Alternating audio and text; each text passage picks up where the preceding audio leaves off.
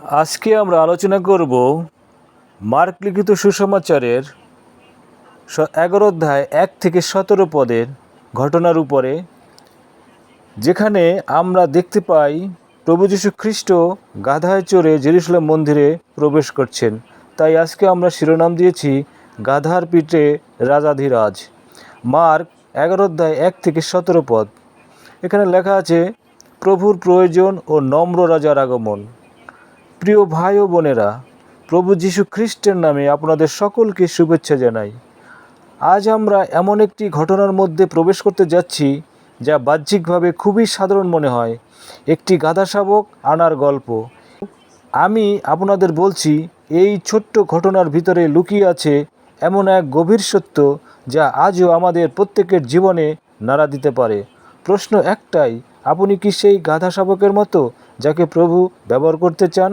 আসুন, মার্ক 11 অধ্যায় 1 থেকে 7 পদ। প্রথম অংশ, রাজা আসছেন, কিন্তু কিভাবে? পরে যখন তাহারা জেরুজালেমের নিকটবর্তী হইয়া জৈতুন পর্বতে বৈতফগী ও বৈথুনিয়া গ্রামে আসিলেন। মার্ক 11 অধ্যায় 1 পদ। ভাবুন তো একবার, যিশু এখন জেরুজালেমের দ্বার প্রান্তে। এই শহরেই তার জন্য অপেক্ষা করছে ক্রুশ। তিনি জানেন সামনে কি আছে, তবুও তিনি থেমে যাননি। জৈতুন পর্বত থেকে তিনি জেরুজালেম শহরের দিকে তাকিয়ে আছেন, সেই শহর যা কিছুদিনের মধ্যেই তাকে প্রত্যাখ্যান করবে, ক্রুশে দেবে। প্রিয় ভাই ও বোনেরা, আপনার জীবনে কি এমন কোনো মুহূর্ত এসেছে যেখানে আপনি জানতেন সামনে কষ্ট আছে, তবুও ঈশ্বরের ইচ্ছার পথে এগিয়ে যেতে হয়েছে? যিশু আমাদের দেখাচ্ছেন বাধ্যতা মানে ভয়শূন্য হওয়া নয়, বরং ভয় সত্য এগিয়ে যাওয়া। জৈতুন পর্বত এমনি এমনি বেছে নেওয়া হয়নি। ভাববাদী সক্রিয় বহু শতাব্দী আগে লিখেছিলেন, সেই দিনে তাহার চরণ জেরুজালেমের সম্মুখস্থ জৈতুন পর্বতের উপরে দাঁড়াইবে। সক্রিয় 14 অধ্যায় 4 পদ। তাহলে বুঝুন, এই স্থানটি নির্বাচন নিছক ভৌগোলিক ঘটনা নয়, এটি ভবিষ্যৎবাণীর পূর্ণতা। ঈশ্বরের পরিকল্পনা কিছুই দুর্ঘটনাক্রমে ঘটে না, আপনার জীবনেও না। দ্বিতীয় অংশ, প্রভুর সর্বজ্ঞতা। তিনি সব কিছু জানেন।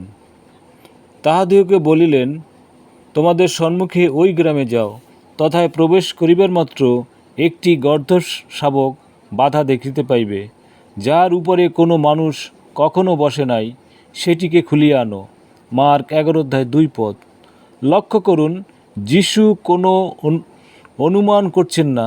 তিনি বলছেন না, হয়তো একটা গাধা পাবে, বা খুঁজে দেখো কোথাও আছে কি না।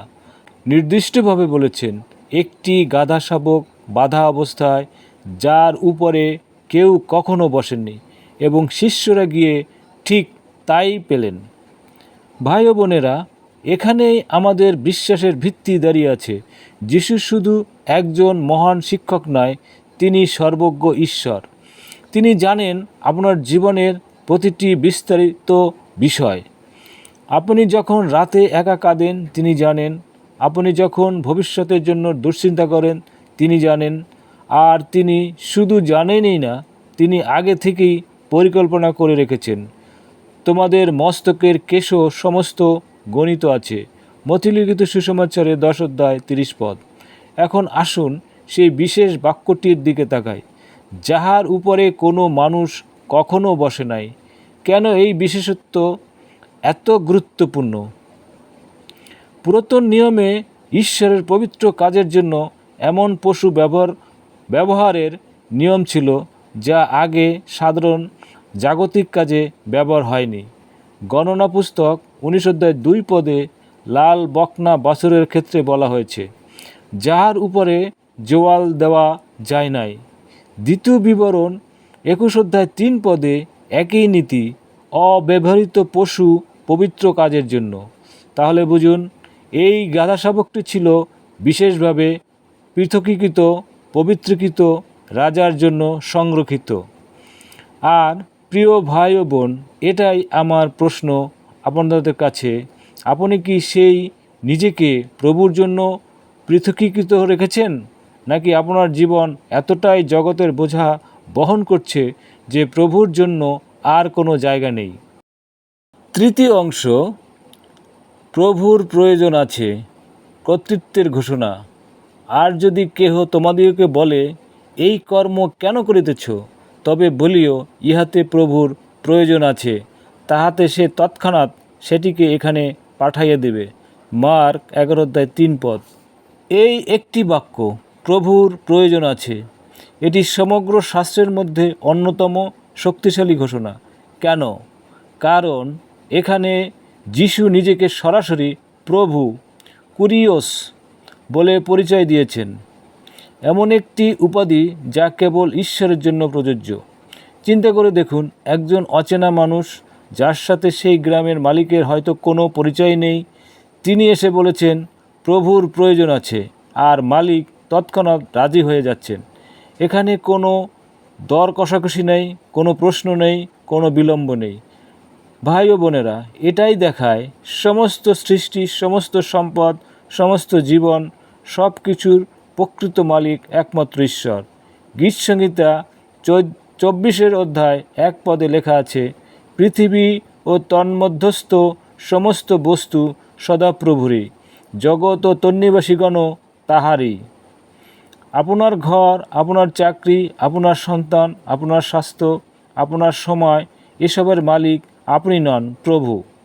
প্রশ্ন হলো, যখন প্রভু বলেন আমার এটার প্রয়োজন আছে, আপনি কি সেটা তৎক্ষণাৎ ছেড়ে দিতে প্রস্তুত? এখানে আরও একটি গভীর শিক্ষা আছে। শিষ্যদের কোনো দীর্ঘ ব্যাখ্যা, কোনো যুক্তিতর্ক করতে বলা হয়নি, শুধু একটি সহজ সত্য ঘোষণা করতে বলা হয়েছে, প্রভুর প্রয়োজন আছে। আজকের দিনেও যখন আমরা প্রভুর কাজের জন্য কাউকে কিছু চাই, আমাদের জটিল যুক্তির প্রয়োজন নেই, সরল সৎ সাক্ষ্যই যথেষ্ট। চতুর্থ অংশ, বাধ্যতার সৌন্দর্য, শিষ্যদের উদাহরণ। তখন তাহারা গিয়া দেখিতে পাইলেন একটি গর্দভ শাবক বাহিরে বাঁধা রইয়াছে, আর তাহা খুলিয়া তাহাতে যাহারা সেখানে দাঁড়াইছিল তাহাদের মধ্যে কেহ কেহ বলিল, গর্দভ শাবকটি খুলিয়া কি করিতেছ? তাহাতে যিশু যেমন বলিয়াছিলেন তাহারা তাহাদিগকে সেই মতো বলিলেন, আর উহারা তাহাদিগকে উহা লইয়া যাইতে দিল। মার্ক 11:4-6। লক্ষ্য করুন, শিষ্যরা গিয়া ঠিক তাই পেলেন যা যিশু বলেছিলেন। কোনো ভুল নেই, কোনো ব্যতিক্রম নেই। এটি প্রমাণ করে যিশুর প্রতিটি কথা নির্ভরযোগ্য, নির্ভুল, বিশ্বাসযোগ্য। কিন্তু আরও গুরুত্বপূর্ণ বিষয় হলো শিষ্যদের বাধ্যতা।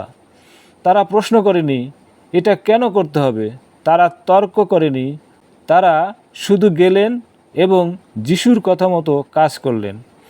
আর যখন মানুষ প্রশ্ন করল, তারা নিজেদের বুদ্ধি দিয়ে কোনো অতিরিক্ত ব্যাখ্যা যোগ করেননি, শুধু যিশুর দেওয়া কথাই পুনরাবৃত্তি করলেন। প্রিয় ভাই ও বোন, এখানেই আজকের বিশ্বাসীদের জন্য একটি গভীর শিক্ষা লুকিয়ে আছে। আমরা প্রায় ঈশ্বরের আজ্ঞা পালনের আগে পুরো পরিকল্পনা বুঝতে চাই। আমরা বলি, প্রভু আগে আমাকে বুঝতে দাও, তারপর আমি বাধ্য হব। কিন্তু সত্যিকারের বিশ্বাস উল্টো পথে চলে। আগে বাধ্যতা, তারপরে বোঝাপড়া আসে। যাকব লিখেছেন, তোমরা বাক্যের কার্যকরী হও, কেবল শ্রোতা হইয়া আপনাদিগকে ভুলাইও না। যাকব 1:22। শিষ্যদের এই সরল বাধ্যতার কারণেই ঈশ্বরের পরিকল্পনা কোনো বাধা ছাড়াই নির্বিঘ্নে সম্পন্ন হলো, আর উহারা তাহাদেরকে লইয়া যাইতে দিল। এই বাক্যটি লক্ষণীয়। যে মানুষগুলো গাদা শাবকের মালিক ছিল, তারাও এক অদৃশ্য হাতের নির্দেশনায় কাজ করছিল। ঈশ্বর শুধু তার সন্তানদের হৃদয় নয়, অবিশ্বাসী মানুষের সিদ্ধান্তকেও নিজের পরিকল্পনার জন্য ব্যবহার করতে পারেন। পঞ্চম অংশ, রাজকীয় সম্মান ও নম্র রাজা। পরে তাহারা সেই গর্দভ শাবককে যিশুর নিকটে আনিয়া তাহার উপরে আপনাদের কাপড় পাতিয়ে দিল। মার্ক 11:7। এই দৃশ্যটি খুবই সাধারণ মনে হতে পারে, কিন্তু এর পিছনে লুকিয়ে আছে গভীর রাজকীয় প্রতীকী অর্থ। পুরাতন নিয়মে যখন যিশুকে রাজা করা হয়েছিল তখন মানুষ তার পায়ের নিচে নিজেদের কাপড় বিছিয়ে দিয়েছিল। পরে প্রত্যেকে 70 আপন আপন বস্ত্র লইয়া সোপানের উপরে তাহার তলে পাতিয়া দিল, আর তুরি বাজাইয়া কহিল, যিশুও রাজা হইলেন। 2 রাজাবলী 9:13 পদ। শিষ্যরা হয়তো তখনও পুরোপুরি বুঝতে পারেননি যে তারা কি করছে, কিন্তু তাদের এই কাজ ছিল যিশুকে রাজা হিসাবে ঘোষণা করার এক নীরব কিন্তু শক্তিশালী প্রতীক। আর এখানেই আসে সেই অসাধারণ ভবিষ্যৎবাণীর পূর্ণতা যা সকরীয় ভাওবাদী লিখেছিলেন প্রায় 500 বছর আগে। হে সিয়ন কন্যা, অতিশয় উল্লসিত হও, দেখো তোমার রাজা তোমার নিকটে আসিতেছেন। তিনি ধার্মিক ও পরিত্রাণপ্রাপ্ত, তিনি নম্রভাবে গর্ধবের উপরে আরোহণ করিয়া আসিতেছেন। সকরীয় 9:9 পদে। ভাই বোনেরা, এখানে একটি বৈপরীত্য লক্ষ্য করুন। জগতের রাজারা যুদ্ধের ঘোড়ায় চড়ে বিজয়ের গৌরব নিয়ে ক্ষমতার প্রদর্শন করে প্রবেশ করে, কিন্তু আমাদের রাজা, সমস্ত সৃষ্টির প্রভু, একটি সাধারণ গাধা শাবকে চড়ে নম্রভাবে প্রবেশ করছেন। কোনো তরোয়াল নেই, কোনো সৈন্যবাহিনী নেই, শুধু নম্রতা, শুধু শান্তি। এই নম্র রাজাই কিছুদিন পরে ক্রুশে নিজের জীবন দেবেন আপনার এবং আমার পাপের মুক্তির জন্য। যে রাজা গাধা শাবকে চড়ে এলেন তিনি ক্রুশ বহন করবেন। এটাই তার রাজত্বের ধরন। ক্ষমতা নয়, বরং আত্মত্যাগের মধ্য দিয়েই বিজয়। পরিশেষে আমরা বলতে পারি, আপনি কি সেই গাধা শাবক? প্রিয় ভাই ও বোনেরা, আজকের এই ছোট্ট ঘটনার মধ্যে আমি আপনাদের কাছে 3টি প্রশ্ন রেখে যেতে চাই। প্রথম প্রশ্ন, আপনি কি সেই গাধা শাবকের মতো যার উপর কেউ কখনো বসেনি? আপনার জীবন কি প্রভুর জন্য পৃথকীকৃত নাকি জগতের ভারে জর্জরিত?